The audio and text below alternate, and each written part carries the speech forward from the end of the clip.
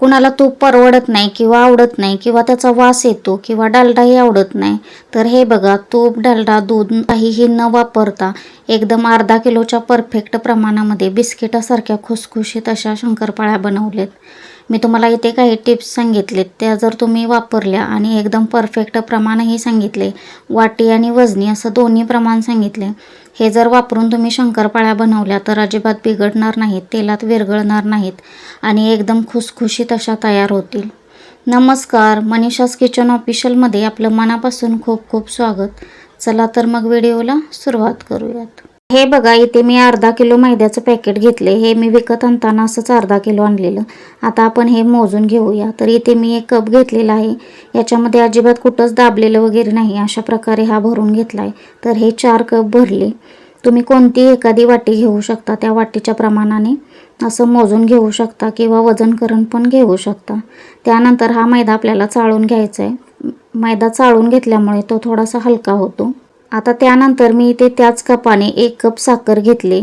वजनाने म्हणाल तर ही 200 ग्रॅम साखर आहे. तुम्हाला थोडं गोड कमी आवडत असेल तर तुम्ही थोडी कमी घेतली, 180 ग्रॅम वगैरे घेतली तरी चालू शकतं.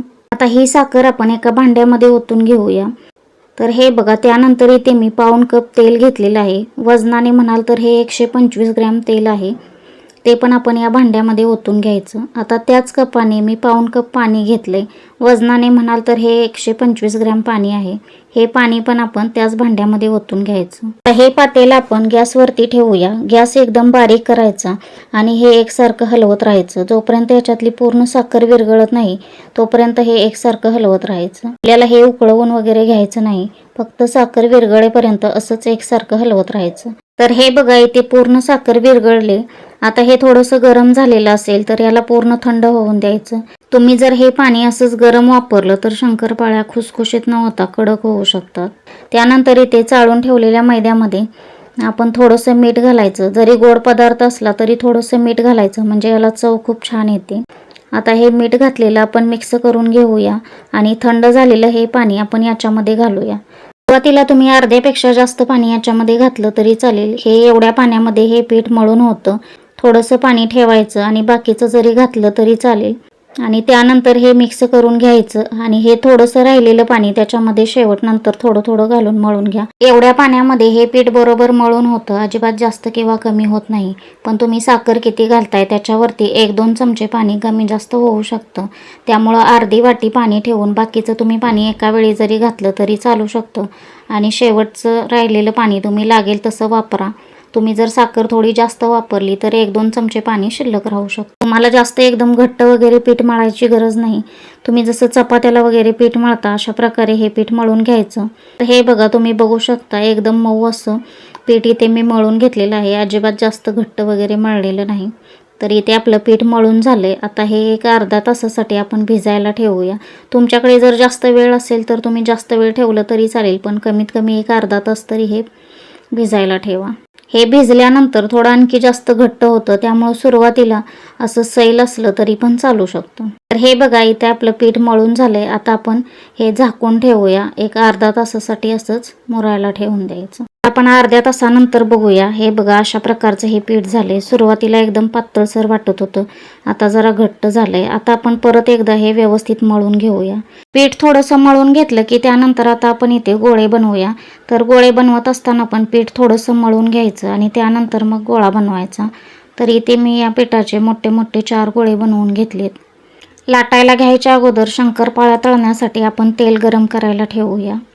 तर हे बघा, इथे मी तेल गरम करायला ठेवले. आता आपण शंकरपाळ्या बनवायला घेऊया. तर एक पिठाचा गोळा घ्यायचा. याला आपल्याला पीठ वगैरे लावायची काही गरज नाही. हे अशाच प्रकारे ठेवायचं आणि लाटून घ्यायचं. तर या गोळ्याची आपण चपाती लाटून घेऊया. तर ही चपाती एकदम जास्त पातळसर किंवा जास्त जाड लाटायची नाही. साधारण 1 सेंटीमीटरपेक्षा थोडंसं पातळ अशी ही लाटून घ्यायची. तर हे बघा, मी इथे ही चपाती लाटून घेतलेली आहे. अशा प्रकारे सगळीकडून एकसारखी करत ही लाटून घ्यायची. शंकरपाळ्यासाठी चपाती लाटत असताना त्याच्या कडा चिरतात, पण काहीच हरकत नाही. त्यानंतर आपण शंकरपाळ्या बनवताना काढून घेऊया. हे बघा, मी अशा प्रकारे इथे एवढ्या जाडीची चपाती लाटून घेतली. आता आपण शंकरपाळ्या कापून घेऊया. तर तुम्ही इथे चाकू किंवा कटरच्या मदतीने या शंकरपाळ्या कापू शकता. या चौकोन किंवा डायमंड शेपमध्ये कापू शकता. तर सुरुवातीला याच्या चारी कडा काढून घ्यायच्या आणि त्यानंतर मग तुम्ही या शंकरपाळ्या तुम्हाला हव्या त्या आकारामध्ये कापू शकता. तर हे बघा, इथे मी चौकोन आकाराच्या शंकरपाळ्या कापून घेतलेत. तुम्ही बघू शकता साधारण एवढ्या जाडीची शंकरपाळी मी कापून घेतली. तर आता आपण शंकरपाळ्या तळून घेऊया. तर शंकरपाळ्या तळण्यासाठी तेलाचं तापमान हे योग्य गरम असणं खूप गरजेचं असतं. ते ओळखण्यासाठी मी तुम्हाला एक ट्रिक सांगते. तर हे बघा, इथे मी एक पिठाचा छोटासा गोळा तेलामध्ये सोडलाय. तो गोळा न करपता वरती आला म्हणजे आपलं तेल शंकरपाळ्या तळण्यासाठी योग्य गरम आहे. आता आपण याच्यामध्ये शंकरपाळ्या सोडूया. तुम्ही जर नवशिके असाल आणि शंकरपाळ्या तेलामध्ये सोडायला भीती वाटत असेल तर तुम्ही अशा प्रकारे झाऱ्यावरती घेऊन सुद्धा सोडू शकता. शंकरपाळ्या तेलात सोडल्यानंतर त्या लगेच उलटायच्या नाहीत. थोड्या वेळ काही सेकंद अशाच राहून द्यायच्या आणि त्याच्यानंतर मग झाऱ्याने हलवून घ्यायच्या. शंकरपाळी ही गोड असते त्यामुळे तेल जर जास्त गरम असलं तर ती वरून लगेच करपते आणि आतून कच्ची राहते आणि जर कमी गरम असेल तर ती तेलात सोडल्यानंतर विरघळते. त्यामुळे तेल योग्य प्रमाणात गरम असणं खूप गरजेचं असतं. या शंकरपाळ्या तळण्यासाठी मला लो मिडियम गॅसवरती 4 ते 5 मिनटं लागली आणि हे बघा, अशा प्रकारे याला बदामी रंग आला की आता आपण ह्या काढून घेऊया.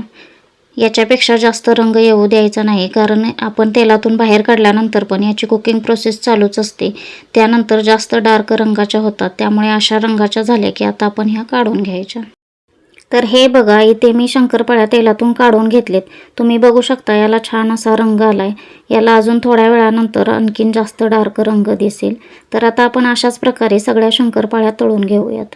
तर तुम्ही बघितलं, मी तुम्हाला इथे वाटी आणि वजनी असे दोन्ही प्रमाण सांगितलेलं आहे. तुम्ही हे परफेक्ट प्रमाण वापरून जर शंकरपाळी बनवली तर एकदम खुसखुशीत तयार होणार. तुम्ही अगदी हे ऑर्डरसाठी सुद्धा बनवू शकता. त्याचबरोबर मी तुम्हाला इथे 3 टिप्स सांगितल्या, त्या जर तुम्ही फॉलो केल्या तर शंकरपाळ्या एकदम खुसखुशीत बनणार.